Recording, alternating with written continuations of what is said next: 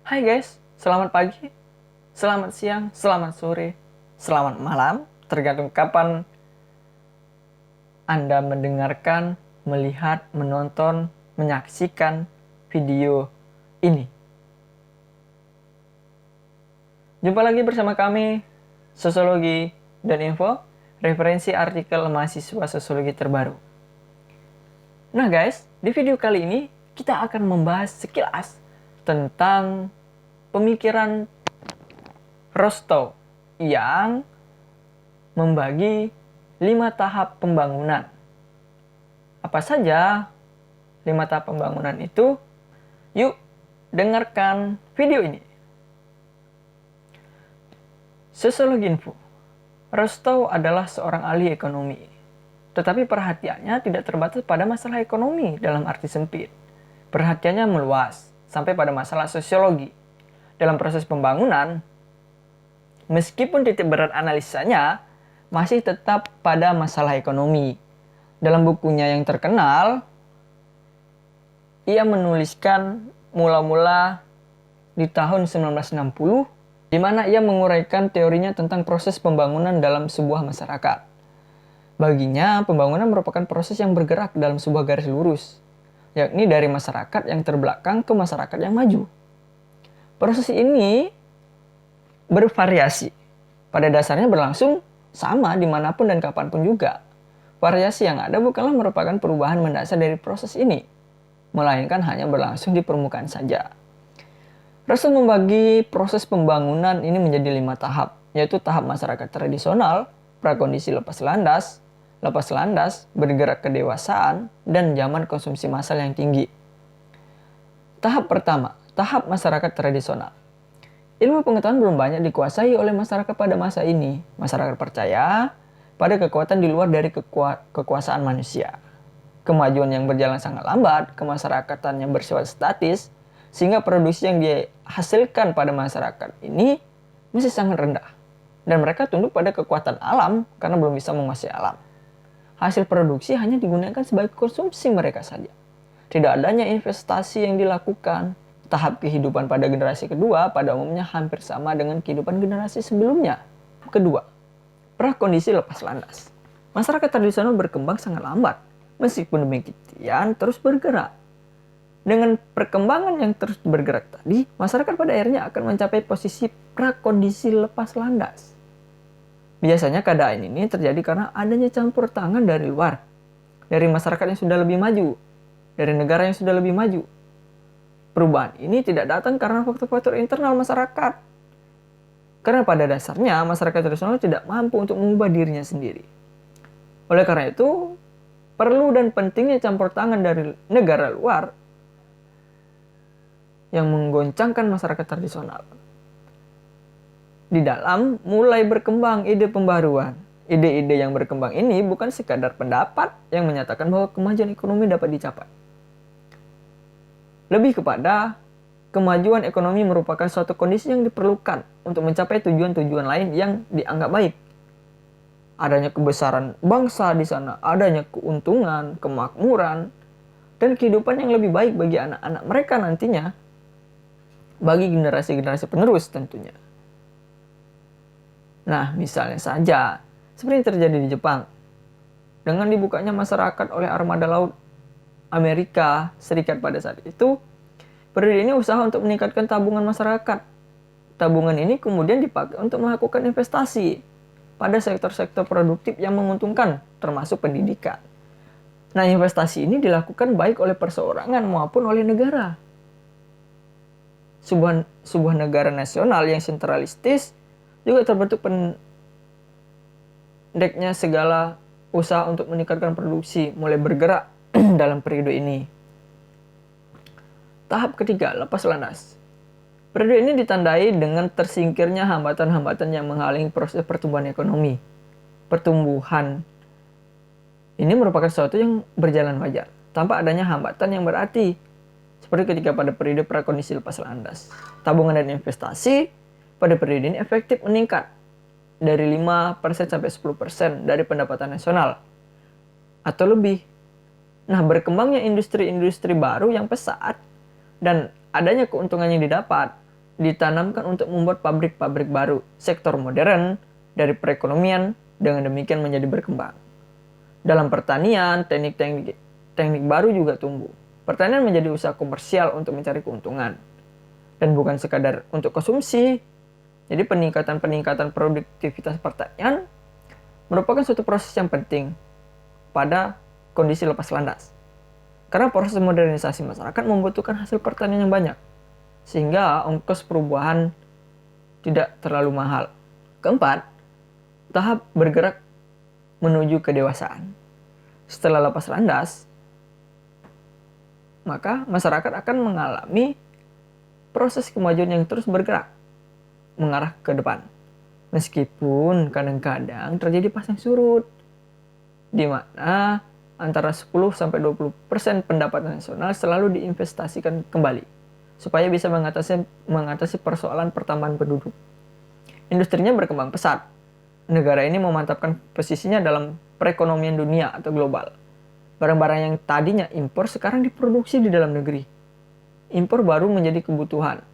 Sementara barang-barang ekspor baru mengimbangi impor. Nah, sesudah 60 tahun sejak sebuah negara lepas landas atau 40 tahun setelah periode lepas landas berakhir, tingkat kedewasaan biasanya tercapai. Perkembangan industri tidak saja meliputi teknik-teknik produksi, tetapi juga dalam aneka barang yang diproduksi. Kemudian, yang diproduksi juga tidak sebatas pada barang konsumsi, tetapi juga barang-barang modal.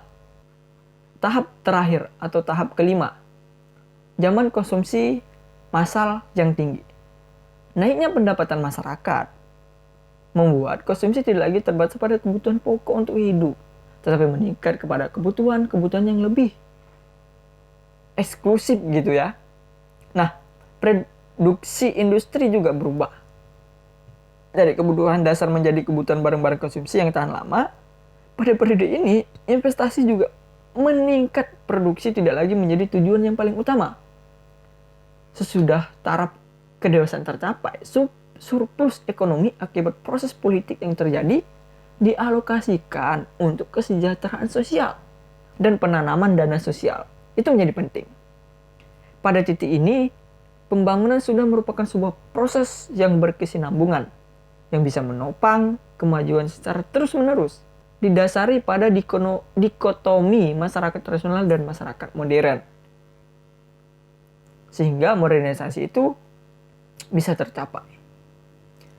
Titik terpenting dalam gerak kemajuan dari masyarakat yang satu ke yang lain adalah periode lepas landas. Rostow juga berbicara tentang keperluan akan adanya sekelompok wira swasta, yaitu orang-orang yang berani melakukan tindakan pembaharuan. Meskipun demikian, tindakan tersebut memang berisiko. Nah, Rostow kemudian berbicara tentang kondisi-kondisi sosial yang melahirkan para wira swastawan ini. Ia menyebut dua kondisi sosial, yaitu pertama, adanya elit sosial yang baru dalam masyarakat yang merasa diingkari haknya oleh masyarakat tradisional di mana ia hidup untuk mendapatkan prestige atau mencapai kekuasaan melalui cara-cara konvensional yang ada. Kedua, masyarakat tradisional yang ada cukup fleksibel atau lemah untuk memperbolehkan warganya mencari kekayaan atau kekuasaan politik sebagai jalan untuk menaikkan statusnya dalam masyarakat. Biasanya, hal ini dicapai melalui kepatuhan dan kesetiaan terhadap orang atau pimpinan yang berkuasa. Nah, kelompok baru inilah yang menjadi tenaga pendorong untuk melakukan pembaharuan. Elit-elit baru ini merupakan kelompok orang-orang yang frustasi gitu. Dalam artian positif ya, gitu. Karena tatanan sosial politik yang ada pada saat itu tidak memberinya kemungkinan untuk mengembangkan diri, sehingga ia memberontak, frustasi. Nah, misalnya terjadi pada kelompok pedagang. Cikal bakal kaum borjuasi di zaman modern, zaman feodal, atau orang-orang Yahudi di Eropa, dan orang-orang Cina di Asia Tenggara. Karena tidak bisa memajukan diri di jalur sosial politik, mereka bergerak di bidang ekonomi, dan kemudian mendapatkan tempat terhormat karena berhasil mengumpulkan kekayaan. Dalam membahas masalah lepas landas pun, Rostow berbicara tentang aspek-aspek non-ekonomi. Menurutnya, lepas landas harus memenuhi semua dari ketiga kondisi yang paling berkaitan, yaitu satu, meningkatnya investasi di sektor produktif dari katakanlah 5% atau kurang dari 10% atau lebih dari pendapatan nasional. Kedua, tumbuhnya satu atau lebih sektor industri manufaktur yang penting dengan tingkat pertumbuhan yang tinggi. Ketiga, adanya atau muncul secara cepat lembaga-lembaga politik dan sosial yang bisa memanfaatkan berbagai dorongan gerak ekspansi dari sektor ekonomi modern. Akibat yang mungkin terjadi dengan adanya kekuatan-kekuatan ekonomi dari luar sebagai hasil dari lepas landas.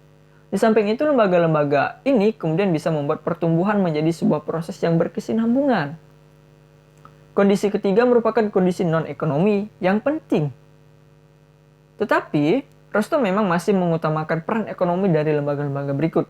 Katanya, kondisi ketiga menunjukkan kepada kesanggupan yang cukup dari lembaga-lembaga untuk mengumpulkan modal dari sumber-sumber dalam negeri. Prakondisi untuk lepas landas memerlukan kesanggupan awal untuk menggerakkan tabungan dalam negeri secara produktif dan juga menciptakan sebuah struktur yang kemungkinan tingkat tabungannya juga cukup tinggi. Misalnya, Rostow menyampaikan negara yang melindungi kepentingan para wiraswastawan untuk melakukan akumulasi modal atau memberikan iklim politik yang menguntungkan bagi para industriawan atau orang asing untuk menanamkan modalnya. Memang, fungsi dari lembaga-lembaga non-ekonomi ini untuk menunjang pertumbuhan ekonomi. Tetapi sebagai seorang ahli ekonomi, dengan menyebutkan lembaga-lembaga non-ekonomi ini, Rostow telah membuat langkah yang sangat berarti.